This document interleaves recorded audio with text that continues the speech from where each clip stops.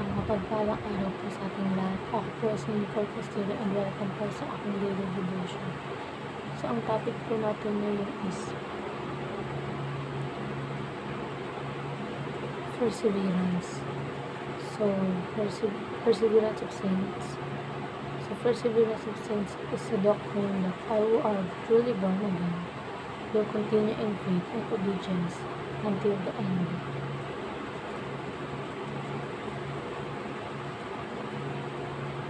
They are not kept by their own strength, but by God's sustaining power.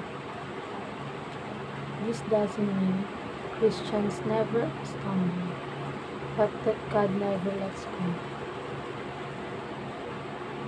Truly believers may fall into sin, endure suffering, or experience doubt, yet they will not ultimately fall away. Their endurance is the evidence of true salvation. Only those who persevere will truly save, and those who will truly save will persevere, not by works but by grace. So ayon po sa John chapter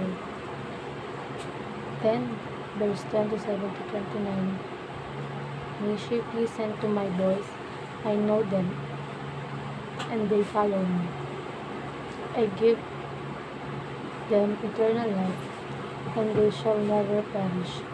No one will snatch them out of my hand. My Father who has given them to me is greater than I. No one can snatch them out of my Father's hand. So, dumako naman po tayo sa ating katuroan. Sinasabi po ito na God is the key of our salvation. So, ang Diyos ang tagapag-keep ng ating kaligtasan. So, hindi natin kaya iligtas o panatili ng ating sarili, pero si God ang nagbabantay at humahawak sa atin para sa ating kaligtasan. Siyang nagsimula at siya rin ang katapos nito. Next is God's love and grace secure us forever.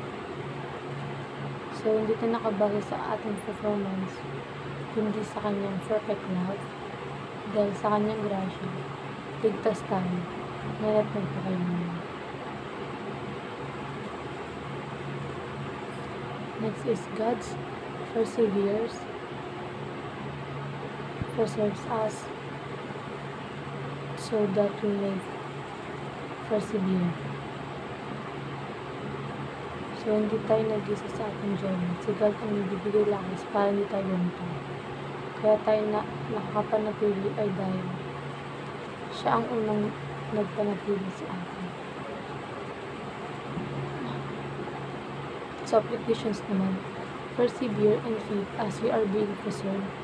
So, magpatuloy ka sa pananampalataya dahil iniingatan ka ng God. Kahit mahirap ang buwan, tandaan mo hindi ka papabayaan. Hawakan mo sigaw dahil hawak mo.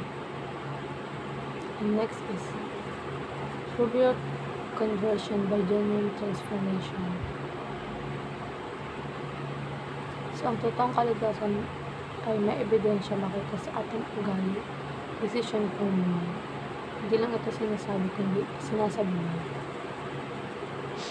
So, next is preach the gospel that glorifies the grace of God.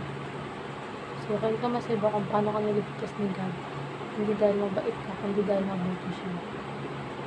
Yan po, maraming salamat.